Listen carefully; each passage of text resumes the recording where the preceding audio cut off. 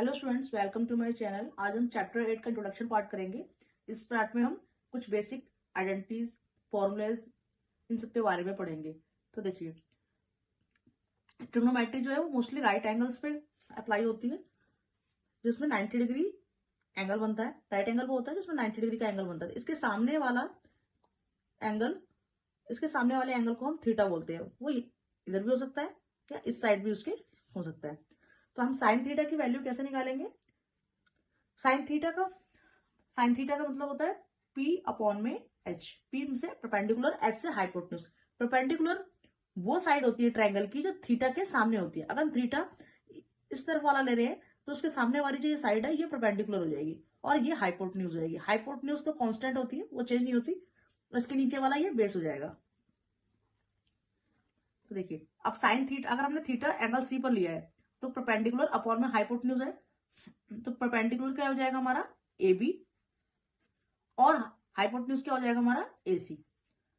उसी तरह से कॉस थीटा हमारा होता है बेस अपॉन में हाइपोटेन्यूज। अगर हमारा थीटा एंगल C है तो BC अपॉन में और हाइपोटेन्यूज हो जाएगा हमारा AC। tan थीटा की वैल्यू होती है, tan थीटा कब होता है? परपेंडिकुलर अपॉन में बेस। तो परपेंडिकुलर हमारा हो जाता है AB और बेस हमारा हो जाएगा BC। यहां हमारा थीटा जो है वो एंगल C पर है, हम अपना थीटा एंगल C पर ही लेकर चल रहे हैं। तो कॉसेक, अगर कॉसेक थीटा को बोलेंगे, कॉसेक थीटा बिल्कुल साइन थीटा का अपोजिट होता है। उसको अगर साइन थीटा को अगर हम उल्टा कर देते हैं तो वो हमारा कॉसेक थीटा हो जाता है, जैसे हाइपोटेन्यूज अपॉन में परपेंडिकुलर। तो यहाँ पे हाइपोटेन्यूज हमारा हो जाएगा AC और परपेंडिकुलर हो जाएगा हमारा AB। सेक थीटा हमारा कॉस थीटा का अपोजिट होता है। तो जैसे कॉस थीटा में बेस अपॉन में हाइपोटेन्यूज था, तो यहाँ पर हाइपोटेन्यूज अपॉन में बेस हो जाएगा, तो हो जाएगा AC अपॉन में BC। उसी तरह से कॉट थीटा हमारा टैन थीटा का अपोजिट होता है।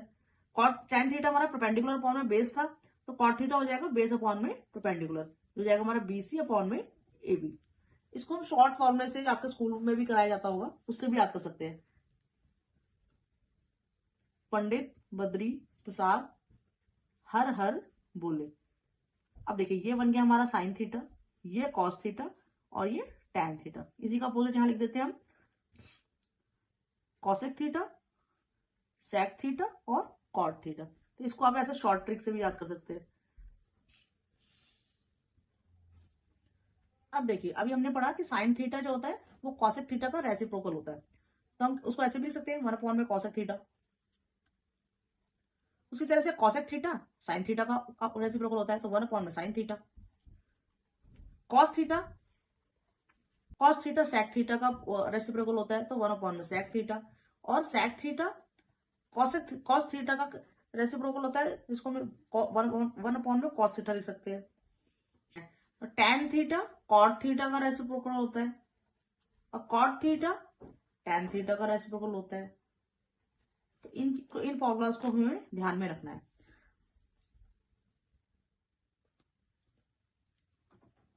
हमारा नेक्स्ट जो है वो है trigonometric ratio of complementary angles. Complementary angles वो होते हैं जिनको ऐड करने पर 90 डिग्री आता है। तो देखिए, अगर हमें कॉस ए की वैल्यू निकालनी है तो हम क्या करेंगे, 90 डिग्री में से साइन ए की वैल्यू को माइनस कर देंगे तो कॉस ए आ जाएगा। इसमें आपको बस ये 3 फॉर्मूले याद करने की जरूरत है।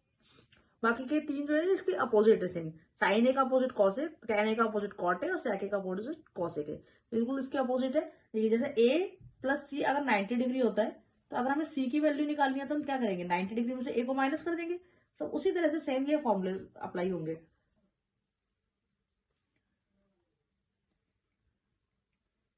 Tan theta equal to sine theta upon में कॉस थीटा, ये बहुत ही इंपॉर्टेंट है और ये कई जगह पर आपके क्वेश्चंस में यूज हो रहा है। अब ये साइन थीटा अपॉन में कॉस थीटा कैसे आया? ठीक है, साइन थीटा होता है परपेंडिकुलर अपॉन में हाइपोटेन्यूज और कॉस थीटा होता है बेस अपॉन में हाइपोटेन्यूज। तो देखिए, हाइपोटेन्यूज से हाइपोटेन्यूज कट हो गया तो बच जाता है P अपॉन में B, जो होता है हमारा टैन थीटा। इसका यूज जो है क्वेश्चन में बहुत जगह हो रहा है, तो इसको आपको याद रखना है। देखिए, नेक्स्ट कॉन्सेप्ट है हमारा ट्रिग्नोमेट्रिक टेबल का।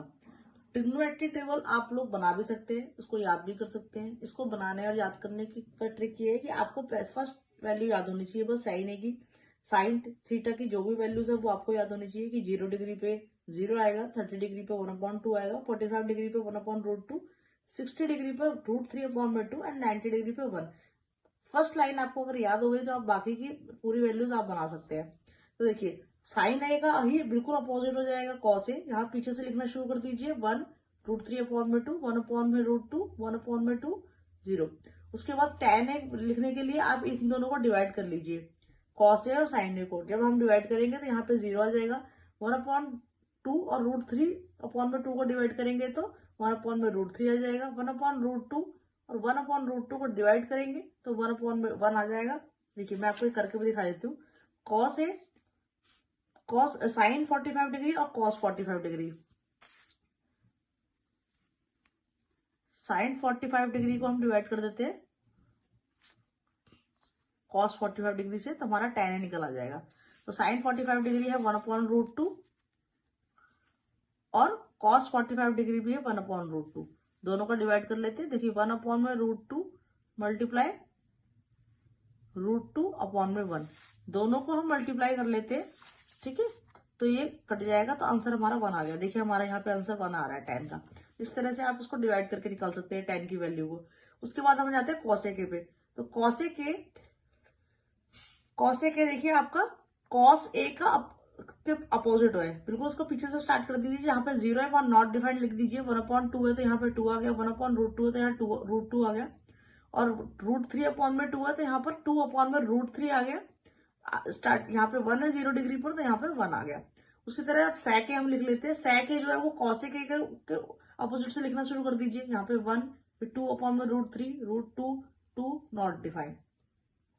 उसके बाद आते हैं हम कॉट ए जो है वो बिल्कुल tan ए का अपोजिट है। देखिए नॉट डिफाइंड, फिर √3, 1, 1/√3, 0। तो इस तरह से आप इसको याद भी कर सकते हैं और बना भी सकते हैं टेबल को। ठीक है, अब इसका यूज कैसे करना है। मान लीजिए आपको साइन 30 डिग्री और कॉस 60 डिग्री को प्लस करना है। अगर आपको क्वेश्चन में दिया है कि sine 30 degree plus cos 60 degree की वैल्यू निकालो, तो आप क्या कर सकते हैं। साइन 30 डिग्री की वैल्यू क्या होती है, देखिए साइन 30 डिग्री की वैल्यू होती है 1/2, और कॉस 60 डिग्री की वैल्यू क्या होती है, वो भी होती है 1/2। दोनों को ऐड कर देंगे तो हमारा आंसर आ जाएगा 2/2 डिवाइड करने के बाद आंसर आ गया। तो इस तरह से आप इसका यूज करेंगे।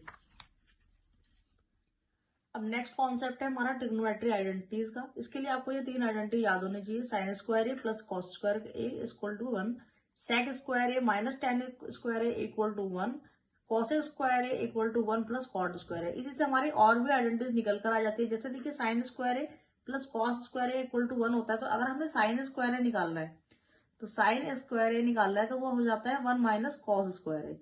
हम कॉस स्क्वायर ए को इधर ले जाएंगे। इसी तरह अगर हमें कॉस स्क्वायर ए निकालना है तो हम लिख देते हैं उसको 1 माइनस साइन स्क्वायर ए।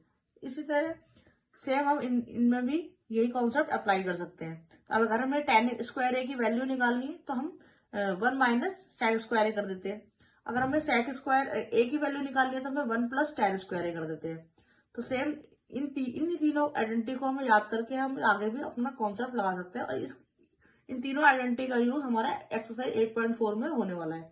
तो आई होप कि आपको ये वीडियो पसंद आया होगा और आपको ये सारे कॉन्सेप्ट क्लियर हो गए होंगे।